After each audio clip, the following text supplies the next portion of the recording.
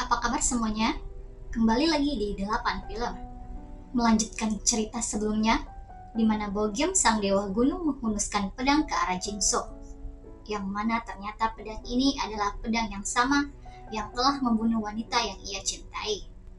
Pedang itu ia bawa untuk membalas dendam kepada Jinso. Jinso yang terkejut saat melihat ternyata Bogiem yang menghunuskan pedang kepadanya. Lalu Bogiem berkata, pedang yang haus akan darah pemiliknya sendiri. 한 번 피맛을 본 쇠붙이 주인은 어떨지 모르겠네. Jinso pun bingung apa yang dimaksud Bogiem. Lalu Bogiem menyuruh Jinso untuk pergi dari hadapannya.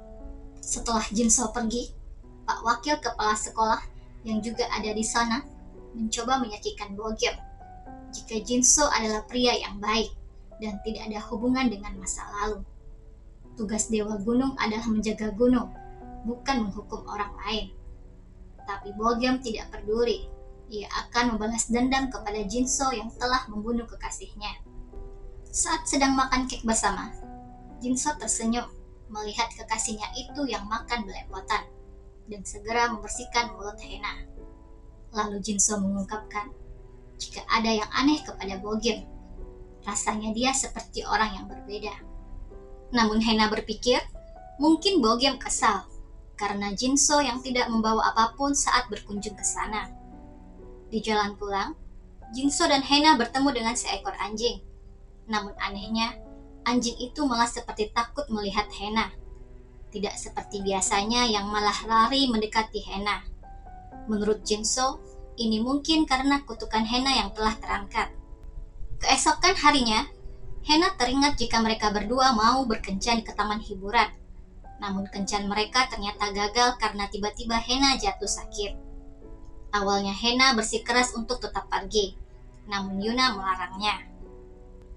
Lalu Yuna menelpon Jinso dan menyuruhnya untuk segera datang ke rumah mereka untuk menjaga Hena selama ia pergi bekerja. Jinso lalu masuk ke kamar Hena.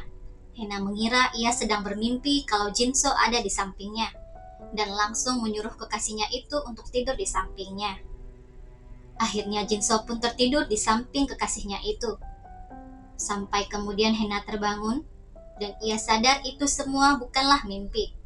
Sampai akhirnya saat Hena mau turun dari kasur, Jinso memanggil Hena dan kemudian menarik Hena kembali ke pelukannya. Suatu hari, SMA Garam melakukan karya wisata ke sebuah museum.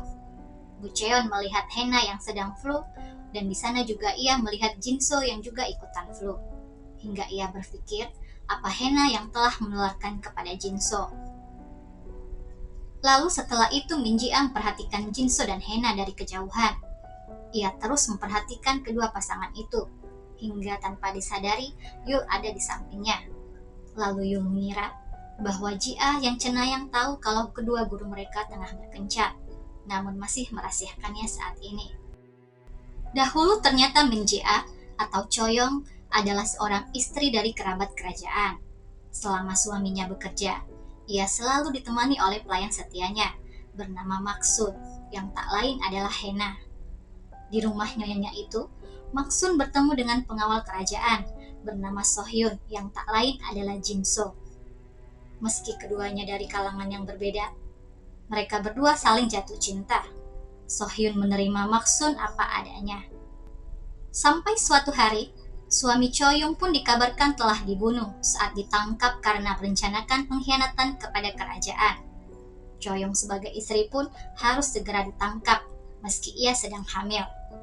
Sohyun yang mendengar berita ini kemudian berlari ke rumah Choyong dan menyuruh mereka untuk segera kabur. Kemudian mereka berlari ke atas gunung karena dikejar para pengawal kerajaan. Melihat Choyong yang tidak kuat berlari, Maksun lalu mengambil baju milik nyonyanya itu dan menyuruhnya untuk segera bersembunyi, sehingga ia bisa memancing para pengawal kerajaan untuk mengejarnya, karena mengira itu Choyong.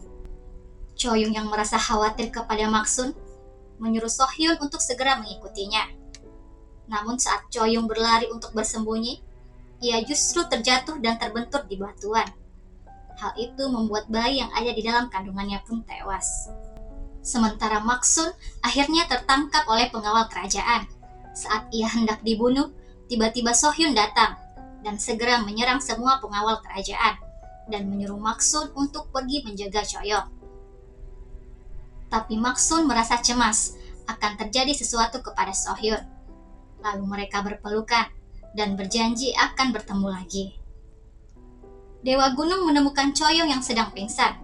Lalu ia membawa Choyong pergi dan merawatnya bersama Rubah alias Pak Wakil Kepala Sekolah. Pak Wakil Kepala Sekolah baru tahu ternyata perempuan yang pingsan itu adalah wanita yang ditunggu Dewa Gunung selama ini. Lalu terdengar suara Maksun yang memanggil nyonyanya itu. Dewa Gunung lalu menyuruh Pak Wakil Kepala Sekolah untuk membawa Maksun kepadanya. Hari-hari Choyong pun diliputi dengan kesedihan. Ia terlihat seperti orang mati. Dewa Gunung yang selalu memperhatikannya merasa sangat sedih. Suatu hari, Choyong mencoba untuk bunuh diri, dan Dewa Gunung selalu menyelamatkannya. Dewa Gunung bertanya, mengapa Choyong ingin sekali mati. Kemudian ia menjawab, karena ia kasihan kepada bayinya yang sendirian di alam sana. 아이는 저승으로 가지 않았다. 갓 태어난 아이가 다 죽어가는 강아지. 어미가 너를 알아보지 못하는구나. Maksun mencoba untuk memulai pembicaraan kepada Choyong, tapi Choyong tak menghiraukannya. Sampai suatu hari, Dewa Gunung membawa seekor anak anjing dan berkata bahwa roh bayinya Choyong ada di dalamnya. Awalnya Choyong tidak percaya, sampai akhirnya ia mulai menyayangi anak anjing itu. Choyong kembali lagi berdoa kepada Dewa Gunung dengan membawakan batu api seperti janjinya waktu itu. Dewa Gunung pun datang. Choyong yang tidak mengetahui bahwa itu adalah Dewa Gunung, mengira ia adalah seekor rubah. Dengan berbohong, Dewa Gunung menjawab bahwa ia adalah seekor rubah berekor 9 dan meminta Choyong untuk menjaga hatinya. Lagi-lagi Dewa Gunung mendekati Choyong dan menawarkan bantuan. Maksun senang. Akhirnya Choyong bersemangat lagi. Lalu Choyong berkata, apa sudah ada kabar dari Sohyun? Maksun menjawab belum, dan yakin akan segera mendengarnya. Suatu hari, Choyong mengetahui bahwa rubah selama ini yang ia kenal adalah Dewa Gunung yang menyelamatkan ibunya. Dewa Gunung lalu meminta Choyong untuk berhenti mengganggunya dan pergi meninggalkan gunung ini. 3 bulan berlalu. Maksun meminta izin untuk pergi ke desa. Choyong yang awalnya tak setuju karena takut Maksun akan ketahuan. Namun menurut Maksun, mana mungkin orang desa mengenal pelayan sepertinya. Ternyata Sohyun ditangkap oleh pengawal kerajaan karena telah berani membuat tawanan melarikan diri dan tidak mau memberitahukan di mana keberadaan mereka. Choyong menceritakan tentang kebersamaan ia dengan ibunya yang telah diselamatkan oleh Dewa Gunung. Ia berterima kasih karena berkat Dewa Gunung mereka bisa bersama lagi selama 10 tahun, di mana memberikan kenangan yang terindah. Menurut Choyong, meski orang sudah meninggal, namun kenangannya tetap masih ada. Lalu Choyong berkata, ia akan memberikan kenangan yang indah untuk Dewa Gunung. Namun menurut Dewa Gunung, ia tidak membutuhkannya. Sepeninggalan Maksun, Choyong selalu bermain bersama Dewa Gunung. Mereka bermain layang-layang bersama. Tanpa terasa, perasaan mereka pun ikut berkembang. Ditambah lagi suatu ketika, Choyong yang mencium Dewa Gunung, di mana membuat perasaannya semakin berkecamuk. Suatu hari, Dewa Gunung ingin mengajak Choyong pergi melihat laut. Choyong meminta untuk menunggu sebentar, sampai Maksun kembali. Ternyata ada sesuatu tentang Maksun yang belum diketahui Choyong. Saat rubah mengikuti Maksun yang sedang ke desa, rupanya ia mengetahui jika Maksun tengah hamil. Rubah itu takut bisa saja Maksun dan Sohyun mengkhianati Choyong dan memberitahukan keberadaan Choyong kepada pengawal kerajaan untuk menyelamatkan diri mereka sendiri.